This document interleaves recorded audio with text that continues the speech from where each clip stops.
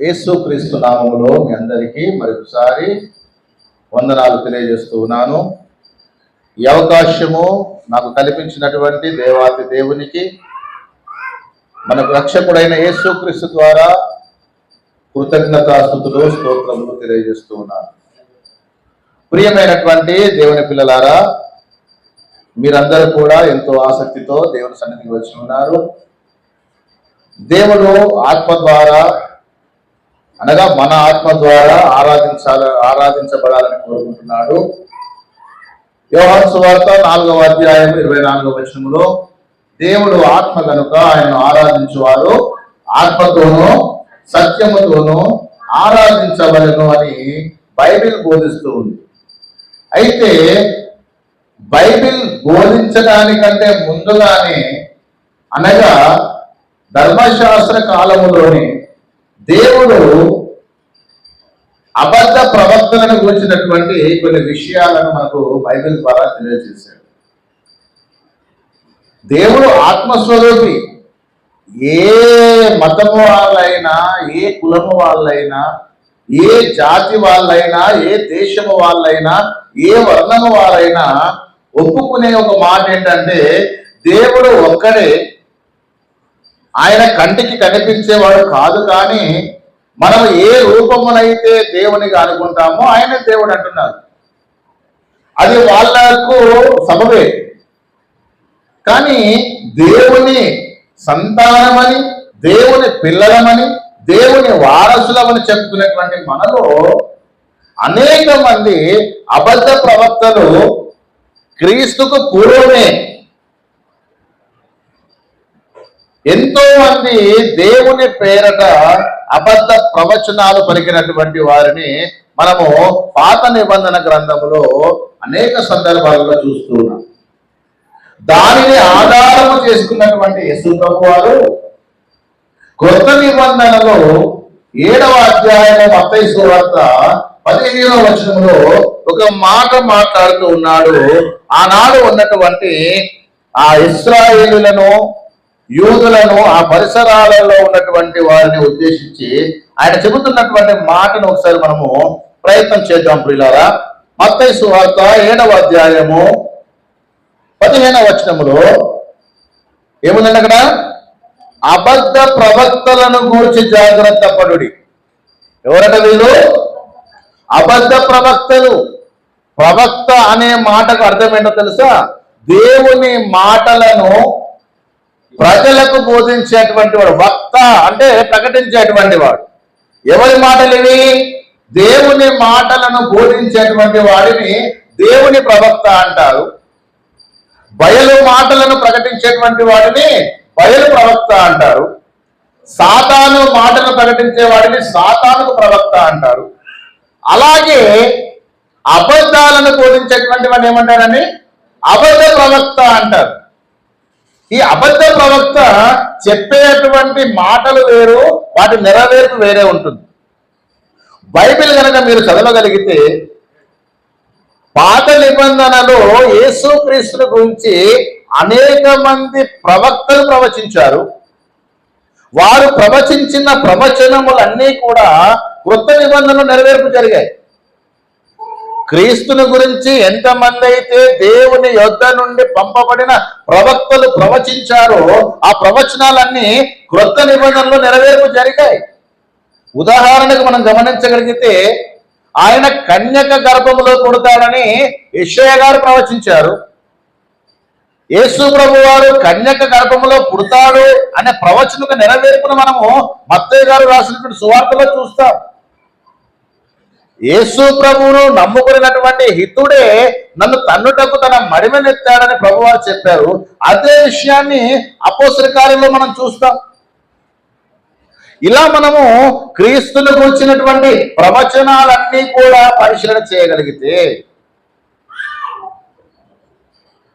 ఒకే ఒక ప్రవచనము ఇప్పుడు బ్యాలెన్స్ గా ఉంది.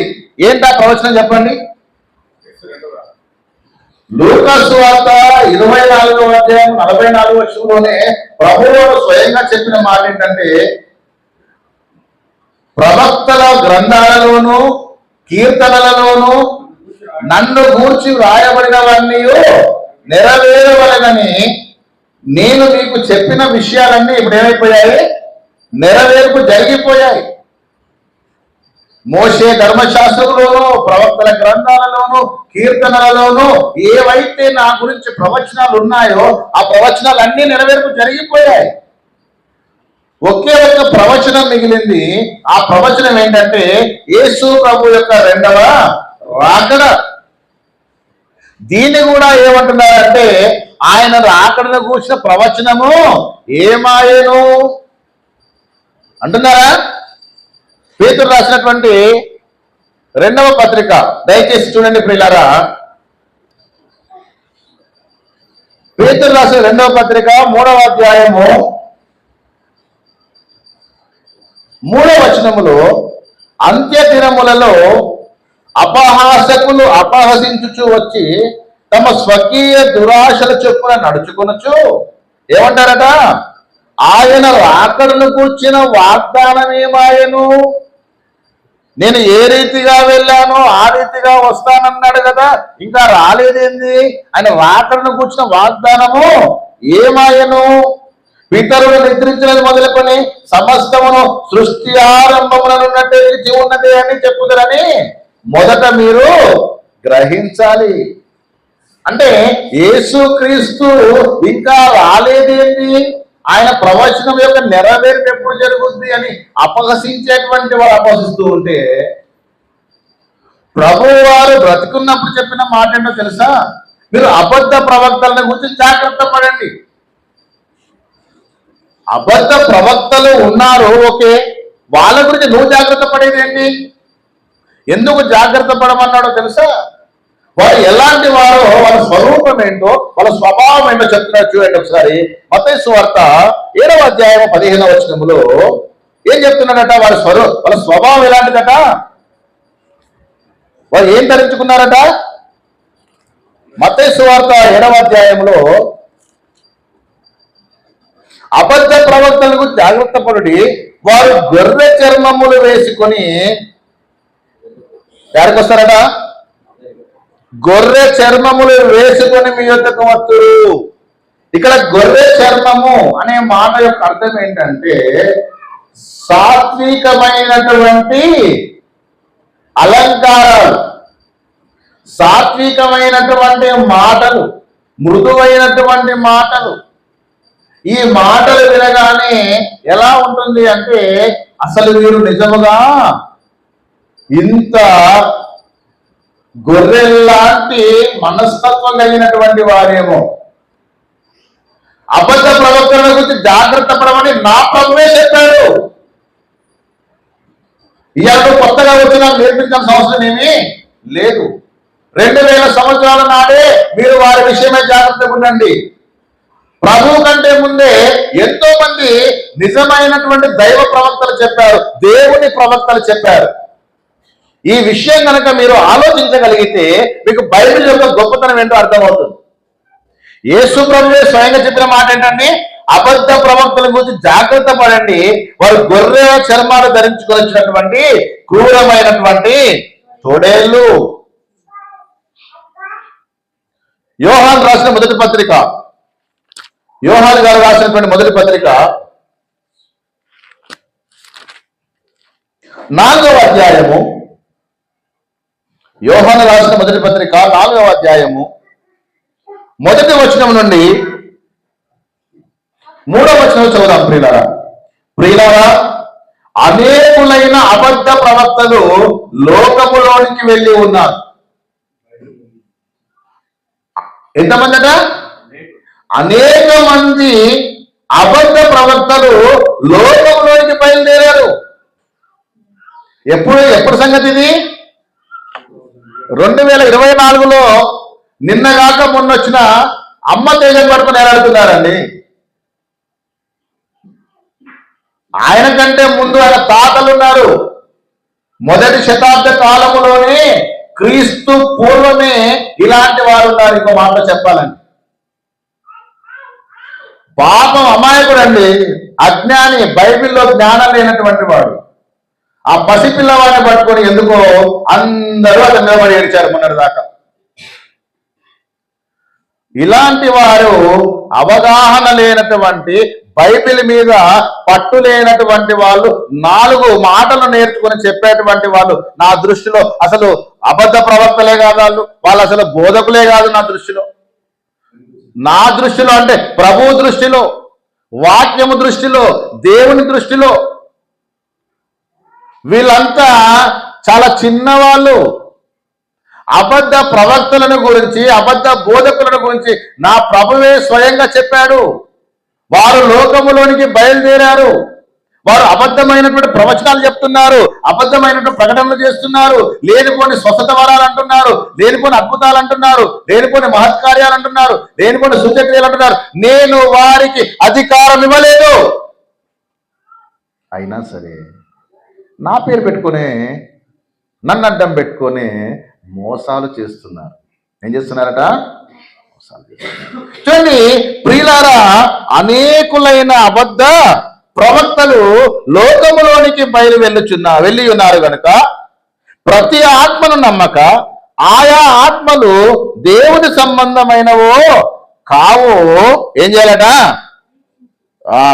పరీక్షించడం తెలుసుగా మీకు? ఎలా పరీక్షిస్తారండి? ఎలా పరీక్షిస్తారు?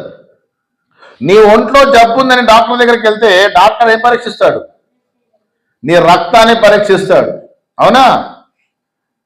నువ్వు చదువుతున్నావు అనుకోండి, ఉపాధ్యాయుడు ఏం చేస్తాడు? నీ జ్ఞానాన్ని పరీక్షిస్తాడు, అవునా? ఇంట్లో పిల్లలు క్రమశిక్షణగా ఉన్నారో లేరో అని తల్లిదండ్రులు వారి ప్రవర్తనను పరీక్షిస్తారు. ఇస్తారా? మరి సంఘములో, సమాజములో, లోకములో దేవుని వాక్యమును దేవుని చిత్తానుసారముగా ప్రకటిస్తున్నటువంటి బోధకులు ఉన్నారో లేరో అని పరీక్షించాలా, పరీక్షించొద్దా? ఆయా ఆత్మలు దేవుని సంబంధమైనవో కావని పరీక్షించాలా, పరీక్షించొద్దా? బెరయాలో ఉన్న క్రైస్తవుల గురించి అందరూ చెప్తారు, వాళ్ళు పరీక్షించారు, వాళ్ళు పరిశీలించారని చెబుతారు తప్ప అలాంటి పరిశీలన, అలాంటి పరీక్ష మనం కూడా చేయాలని ఎవరైనా చెప్తారా? మీరు చేయండి, మీరు చేయండి, నేను చేయను, మీరే చేయాలా? మీకు అర్థమవుతుందా? ప్రతి ఒక్కరిని ఏం చేయాలట? మనము పరిశీలించాలి. అవి దేవుని సంబంధమైనవో కావో ఏం చేయాలటమ్మా? పరీక్షించాల. దేవుని సంబంధులు కాని వారు ఎలాంటి పరిస్థితులలో ఉంటారో ఒక్కసారి యెషయా గ్రంథంలో యెషయా గారు ఏం చెప్తున్నారో చూద్దాం ప్రియులారా. దయచేసి ఎవరు కూడా నన్ను అంటున్నాడు అనుకోకండి. యెషయాకు నీ మీద కోపమేం లేదు, మత్తయికి నీ మీద కోపమేం లేదు, ఉందా? సో ఇప్పుడు యెషయా గారు ఏం చెప్తున్నారు చూడండి, అబద్ధ బోధకులారా, అబద్ధ ప్రవక్తలారా. 56వ అధ్యాయము 10వ వచనములో యెషయా గ్రంథము 56వ అధ్యాయం 10వ వచనం అంటున్నాడు, వారి కాపరులు ఎవరట? వీళ్ళు గుడ్డివారు. ఎవరట వీళ్ళు? గుడ్డివాడు గుడ్డివానికి త్రోవ చూపితే ఇద్దరు ఎక్కడ పడతారు? గుంతలో పడతారు. ప్రభు చెప్పాడా? గుడ్డివాడు గుడ్డివానికి త్రోవ చూపితే ఇద్దరు ఎక్కడ పడతారట? గుంతలో పడతారు. సో ఇప్పుడు వారి కాపరులు ఎలాంటి వారట? గుడ్డివారు. వాళ్ళందరూ కూడా మహా తెలియగల తెలివి లేని వారు. వారందరూ ఎవరట? మూగ కుక్కలు. మీకు విషయం తెలుసా? ఇప్పటి వరకు మీరు చూసిన కుక్క జాతిలో ఏ కుక్క అయినా మూగది మీరు చూసారా? కుక్క స్వభావం ఏంటండి? మొరగడమే దాని స్వభావం. దొంగ వచ్చినా మొరుగుద్ది, ఇంటి యజమాని వచ్చినా మొరుగుద్ది. కానీ ఇక్కడ ఉన్నటువంటి ఈ కుక్కలు, ఒకటి గుడ్డి కుక్కలు ఇవి, రెండవది మూగ కుక్కలు. వీటికి కళ్ళు కనపడవు, నోరు పనిచేయదు, ఏదో గుడ్డెదు చేలో పడ్డడు పోయిందంటారు కదా, అలాంటి వాళ్ళట. ఇంకేమంటున్నాడు? మొరగలేరు, కలవరించుచు పండుకుని వారు నిద్రాసక్తులు. వీళ్ళకి ఏం కావాలట? నిద్ర కావాలి. ఈనాడు చాలా మంది ఇక్కడ నిద్ర అనే మాటకు అర్థం ఏంటంటే సుఖాలు కావాలా. ఏం కావాలా? సుఖాలు కావాలా. సువార్త ప్రకటించేటువంటి బోధకుడు వేటిని తోలాకుంటున్నాడు తెలుసా?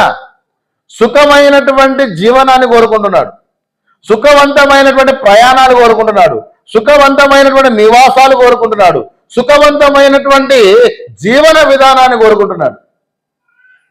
క్రీస్తులో ఉంటే శ్రమలు వస్తాయి, క్రీస్తులో ఉంటే ఇబ్బందులు వస్తాయి, క్రీస్తులో ఉంటే బాధలు వస్తాయి. ఇవన్నీ వస్తేప్పుడు మరి క్రీస్తు ఎందుకు నాకు?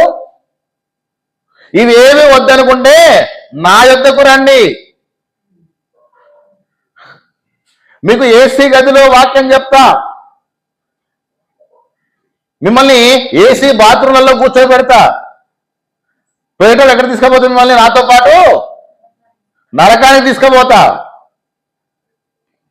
చూడండి వీళ్ళు ఎలాంటి వారయ్యా అంటే, ఒకటి కళ్ళు కనపడవు, తెలివి లేదు, మొరగవు, మొరగవంటే అదే మూగవి, ఎప్పుడు కలవరింపదు, నిద్రాసక్తులు. ఇవే కాకుండా ఈ కుక్కల కట నిజంగా ఆనాడు యెషయా గారి గుండె ధైర్యాన్ని మెచ్చుకోవాలి, యెషయా ప్రవక్త యొక్క గుండె ధైర్యాన్ని మెచ్చుకోవాలా. ఈనాడు ఎవడైనా అబద్ధ బోధకుణ్ణి ఈ పదజాలంతో విమర్శిస్తే ఒప్పుకుంటారండి? మీరు కుక్కల్లాంటి వాళ్ళు అంటే ఒప్పుకుంటారా? అబద్ధ బోధకులు దేవుని వాక్యంలో ఉన్నది ఉన్నట్టుగా ప్రకటించినటువంటి వాడు, మనుషులు కలిపిన పద్ధతులను దైవోపదేశులను బోధించేవాడు, లేని వాటిని ఉన్నట్టుగా చూపించాలని ప్రయత్నం చేసేవాడు. నీ పిలుపు వేరే, నా పిలుపు వేరే, నీ దర్శనం వేరే, నా దర్శనం వేరే, నీ ముచ్చట వేరే, నా ముచ్చట వేరే, ఈ కథలన్నీ చెప్పేటోళ్ళను యెషయా గారు ఈ రోజు నుండే అరే పిచ్చి కుక్కల్లారా అని తిట్టేటోడు. ఏమంటాడండి? మీరు కుక్కలు, మొరగలేని కుక్కలు, నిద్ర మత్తులో ఉండేటువంటి కుక్కలు. ఇంకా కింద చూద్దాం. కుక్కలు తిండికి ఏం చేస్తాయట? ఆతుల పడును, ఎంత తినినను. ఏంటి తిండి తెలుసా? ఏ తిండి గురించి మాట్లాడుతున్నాడో తెలుసా? కింద ఫోన్ పేలు, గూగుల్ పేలు, పేటిఎంలు, ఏంటి ఇవన్నీ? డబ్బులు పంపించండి, డబ్బులు పంపించండి, డబ్బులు పంపించండి, కానుకలు పంపించండి, కానుకలు పంపించండి. ఎంత తిన్నా తృప్తి ఉండదు వీళ్ళకు. మీకు ఆ విషయం చెప్పనా? దేవుడు నిన్ను వాడుకోవాలనుకుంటున్నాడు అంటేనే అది గొప్ప ఆశీర్వాదం. కానీ ఆ దేవుణ్ణి అడ్డం పెట్టుకొని, ఆ దేవుని నమ్మేటువంటి విశ్వాసుల బలహీనతలను అడ్డం పెట్టుకొని నీవు తిండిపోతూ అవుతున్నావు. సామెతలలో అంటాడు, నీవు తిండిపోతావు అయితే నీ గొంతుకి ఏం పెట్టుకో? కత్తి పెట్టుకో. నీకు ధనాపేక్ష ఉందా? అది సమస్తమైన కీడులకు మూలము. నువ్వు జనాలను సంపాదించుకోవడానికి, నువ్వు మనుషులను ఆకర్షించడానికి కొత్త కొత్త స్టంట్స్ ఎందుకురా బాబు నువ్వు చేసేది? వాక్యంలో ఉన్నది ఉన్నట్టుగా బోధించు, సత్యమునకు లోబడే విధంగా బోధించు.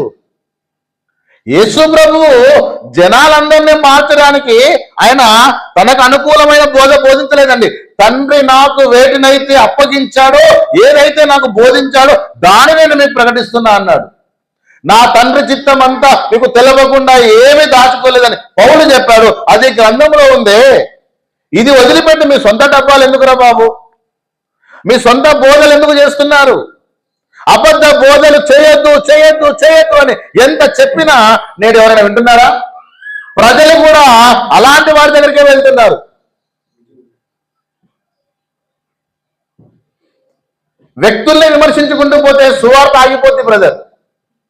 ఒకప్పుడు మీరు బైబిల్లో చాలా మంది, నేను పేర్లు చెప్పనండి, ఎంతో కొత్త కొత్త విషయాలను ప్రజలకు తెలియజేసినటువంటి మంచి వక్తలుగా పేరు తెచ్చుకున్నటువంటి కొంతమంది బోధకులు ఇప్పుడు కేవలము ఛాలెంజ్లు, డిబేట్లు, చూసుకున్నావురా అని పంతాలు, పట్టింపులు.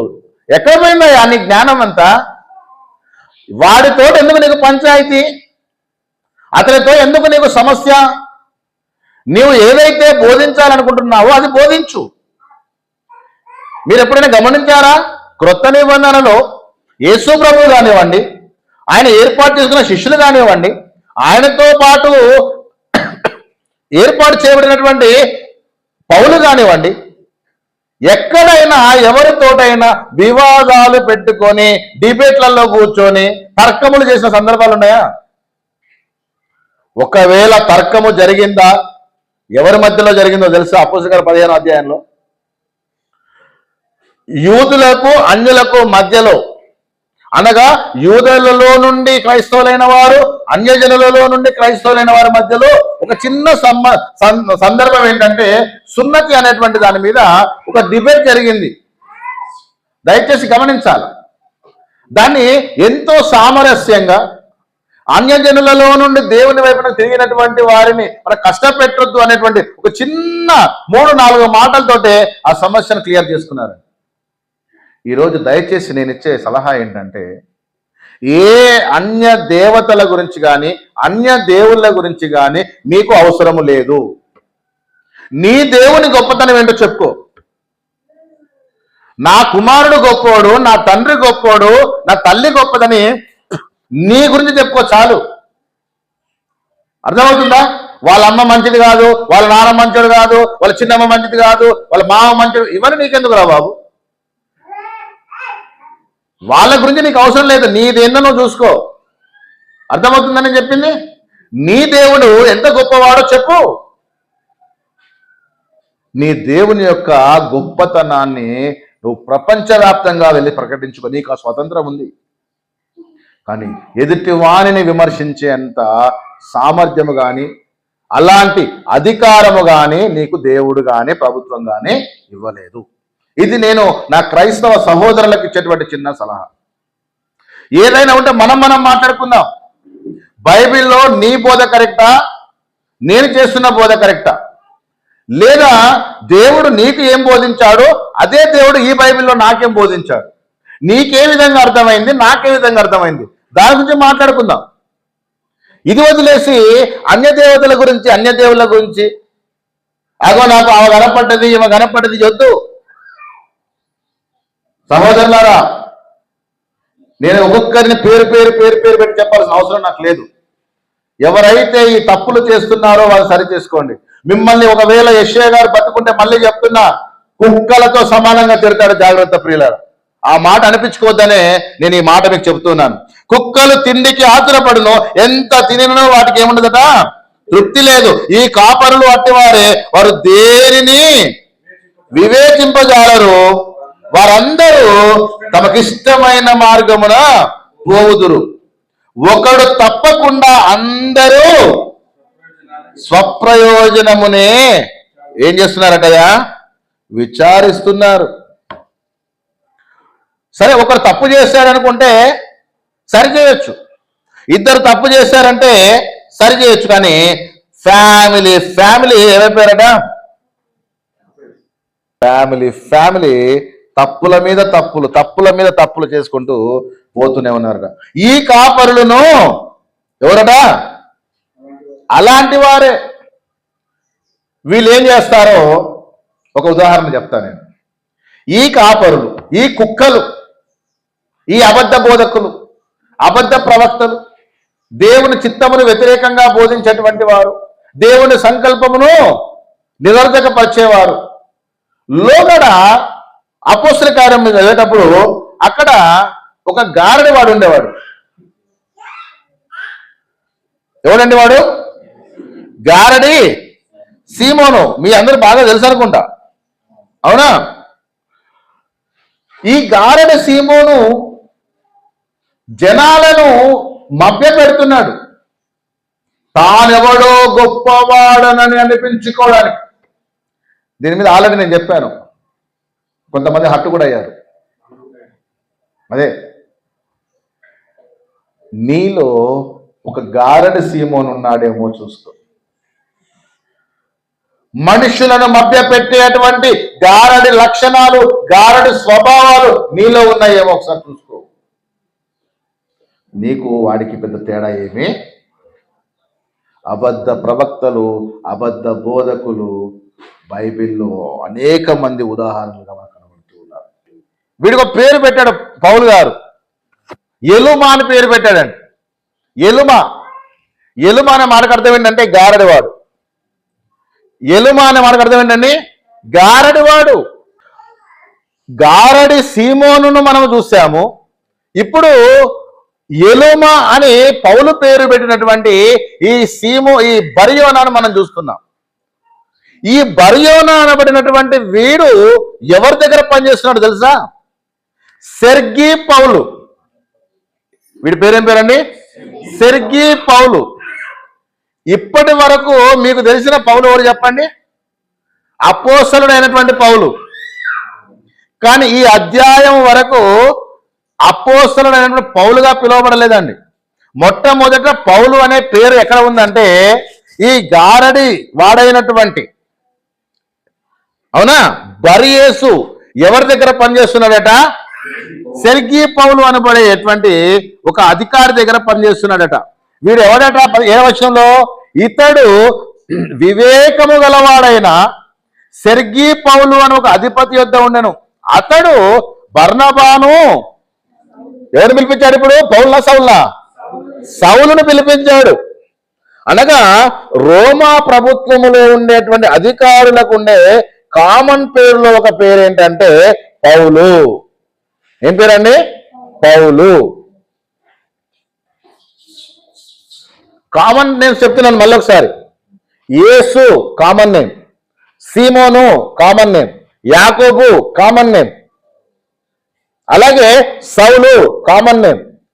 రోమీలకు వచ్చేసరికి కామన్ నేమ్ ఏంటండి? పౌలు. పౌలు అనేది రోమీలకు కామన్ నేమ్. ఇప్పుడు ఈ సెర్గీ పౌలు అనబడిన అధికారి ఎవరండి? వీడు యూదుడు కాదు, అన్యుడు, రోమీయుడు. బర్యేస్ అనేవాడు యూదుడు.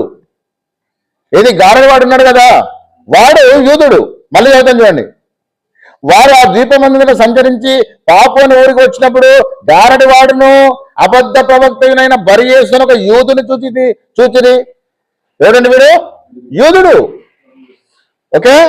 సో ప్రియులారా, మీరు గమనించండి, నేడు సమాజంలో ఇలాంటి గారడి వాళ్ళు అనేక మంది మనకు కనబడుతున్నారు.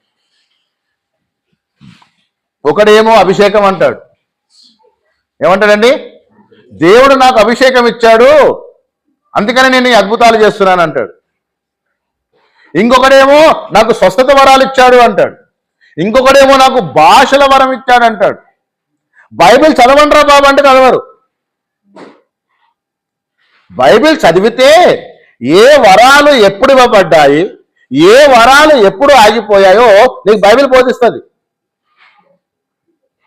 ఇక కొంతమంది నేను పట్టుకున్న కుందేలకు 3 కాళ్ళు అనుకుని వాళ్ళు ఎంత ఓవరాక్షన్ చేస్తారంటే, అయితే ఇప్పుడు దేవుడు ప్రార్థనకు జవాబు ఇయ్యడా? ఇప్పుడు స్వస్థతలు జరగవా? ఇప్పుడు దేవుని శక్తి తగ్గిపోయిందా? నీ ముఖం తగ్గింది. నీకు విశ్వాసం ఉంటే కదా బాబు దేవుని శక్తిని చూడడానికి. విశ్వాస సహితమైన ప్రార్థన రోగిని స్వస్థపరుస్తుంది అంటే నీకు ఆడుంది ఆ విశ్వాసం? జ్వరం వచ్చింది అయ్యగారు ప్రార్థన చేయంటే కానక పెడితే మీ ఇంటికి వస్తా అంటుండు. వాడు జ్వరంతో ఉంటే ప్రార్థన చేయమంటే నువ్వు కానక పెడతావు. నువ్వు ఇచ్చి రావాలా, వాడి దగ్గర తీసుకోవాలా? మీకు అర్థమైందని చెప్పింది. నేను రోగినై ఉంటే మీరు నన్ను చూడరాలేదు, నేను రోగినై ఉంటే మీరు నాకు పరామర్శించలేదు, నేను ఆకలి కొని ఉంటే నాకు అన్నం పెట్టలేదు, నేను దప్పికొని ఉంటే నాకు దాహానికి లేదని అడుగుతాడరా బాబు అన్న కూడా మీ ఇంటికి వస్తే ఏం పెడతావు, మా ఇంటికి వస్తే ఏం తెస్తావు? ఇలా ఉంది పరిస్థితి. ఎవరు వీళ్ళంతా? గారడి వాళ్ళు.